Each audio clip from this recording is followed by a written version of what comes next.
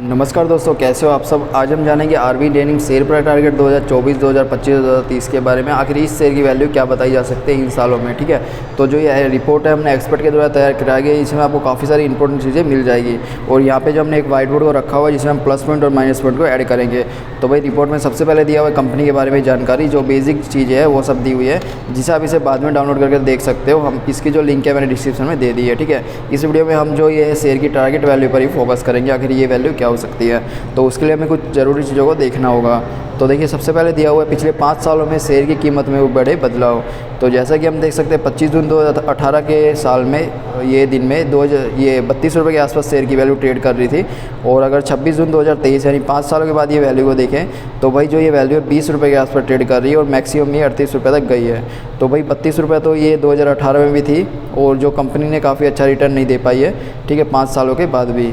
तो ये एक अच्छा संकेत नहीं है जो कि हमने यहाँ पे ऐड कर दिया है। ठीक है, तो कंपनी ने काफ़ी अच्छा रिटर्न नहीं दिया निवेशकों को। और अभी आगे देख लेते हैं इसमें क्या इंपॉर्टेंट चीज़ें दी हुई है। तो सेकंड चीज़ें आती है कंपनी की फाइनेंशियल रिपोर्ट। तो जैसा कि हम देख सकते हैं 2019 के साल में जो कंपनी है 754 करोड़ का रेवेन्यू बना रही थी और नेट इनकम 1 करोड़ की बना रही थी। और अगर 2023 में 5 सालों के बाद देखें तो कंपनी की रेवेन्यू में काफ़ी ज़्यादा गिरावट हुई है, 754 से 267 हो गई है। और भाई ये माइनस में चल रही है कंपनी पिछले 3 साल से, जो कि ये कंपनी जो है फाइनेंशियल रूप से स्ट्रॉन्ग नहीं चल रही है, इसलिए ये भी एक नेगेटिव पॉइंट है। इसको भी हमने यहाँ पे ऐड कर दिया है। अभी जो तीसरी चीज़ आती है वो है पिछले कुछ सालों में कंपनी की संपत्ति में हुए फेरफार। तो जो कंपनी के एसेट्स है उसमें क्या चेंजेस हो रहे हैं। तो 2019 के टाइम में कंपनी के पास 948 करोड़ की संपत्ति थी और 2023 में ये संपत्ति 527 करोड़ की हो गई है। तो भाई जो कंपनी के एसेट्स होते हैं उसमें लगातार गिरावट हुई है, यानी इससे कंपनी जो रेवेन्यू सोर्स है वो भी कम हो रहे हैं, इसलिए कंपनी अच्छा रेवेन्यू नहीं बना पा रही है। तो ये भी एक नेगेटिव पॉइंट है, इसको भी हमने यहाँ पर ऐड कर दिया है। आगे दिया हुआ पिछले कुछ साल में कंपनी के द्वारा दिया गया डिविडेंड। तो अब देख लेते हैं कंपनी डिविडेंड दे रही है क्योंकि कंपनी ने अच्छा प्रॉफिट भी नहीं बना रही है, कंपनी की संपत्ति में भी गिरावट हो रही है। तो भाई कंपनी डिविडेंड कैसे दे सकती है। तो ये भी बात सही है, कंपनी ने लास्ट डिविडेंड दिया था 2012 में। ठीक है, 10-12 में लगातार कंपनी ने डिविडेंड दिया था, पर उसके बाद से कंपनी डिविडेंड नहीं दे पाई, जिससे कहा जा सकता है कंपनी 2012 में ज़्यादा प्रॉफिट में चल रही थी आज के मुकाबले। अब सबसे हम इंपॉर्टेंट चीज़ को देखते हैं जो है शेयर होल्डिंग पैटर्न, जिससे हमें पता चलेगा कंपनी में कौन कौन से इन्वेस्टर अभी रहे हुए हैं। तो सबसे पहला था टोटल प्रमोटर होल्डिंग।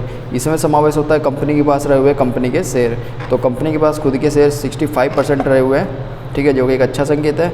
और म्यूचुअल फंड के द्वारा कंपनी में किसी भी प्रकार की होल्डिंग नहीं की गई है, जो कि एक अच्छा संकेत नहीं है निवेशकों के लिए।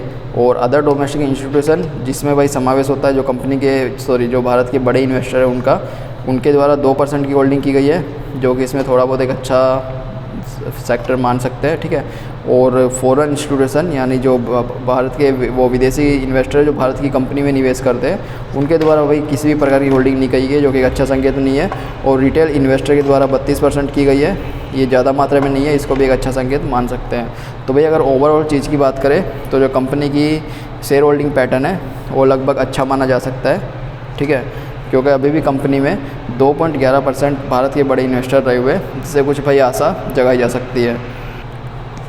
इसके बाद आते हैं भाई टॉप कंपटीटर्स, और इसके बाद आता है स्कोप इन फ्यूचर। कंपनी का फ्यूचर स्कोप क्या कहा जा सकता है वो दिया हुआ है, जिसे आप आराम से डाउनलोड करके रीड कर सकते हो। अभी सबसे इंपॉर्टेंट चीज़ आती है जो है शेयर टारगेट शेयर वैल्यू। तो भाई एक चीज़ बता देते हैं कि जो ये वैल्यू है वो किसी भी प्रकार सजेशन नहीं दिया जा रहा कि भाई ये वैल्यू हो जाएगी, इसको खरीद लेना चाहिए, बेच लेना चाहिए। ठीक है, एक्सपर्ट के द्वारा एक अंदाजित वैल्यू दी गई है। तो ये किस तरह से दी गई है वो भी हमने सारी चीज़ दी हुई है, जिसे आप आराम से रीड कर सकते हो। अभी हम सिर्फ वैल्यू को देख लेते हैं। तो 2024 में कंपनी के शेयर की वैल्यू 23 से 29 तक जाने की संभावना बताई जा रही है। 2025 में यह वैल्यू 39 से 48 तक जाने की संभावना बताई जा रही है। ठीक है, और 2030 में बात करें तो यह वैल्यू भाई बताई जा रही है, अभी इसके वैल्यू नहीं दी गई है।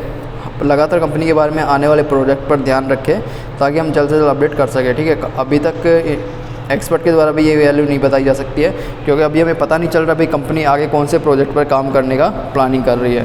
जैसे वैल्यू अपडेट होगी हम आपके साथ ज़रूर से शेयर करेंगे। इसके अलावा हमने कंक्लूजन दिया हुआ है और FAQs दिए हुए हैं, जो कि जिसमें काफ़ी इंपॉर्टेंट चीज़ों को दिया हुआ है। तो भाई ये थी कुछ वीडियो। और इसमें अगर प्लस पॉइंट माइनस पॉइंट की बात करें तो हमने कंपनी में 3 माइनस पॉइंट देखने मिले, 1 प्लस पॉइंट देखने मिला। और जैसे जैसे हमें अपडेट मिलेगी आपके साथ भी हम अपडेट करेंगे, इसलिए हमारे चैनल को सब्सक्राइब कर लें, वीडियो को लाइक करें। और चलिए मिलते हैं नेक्स्ट वीडियो में।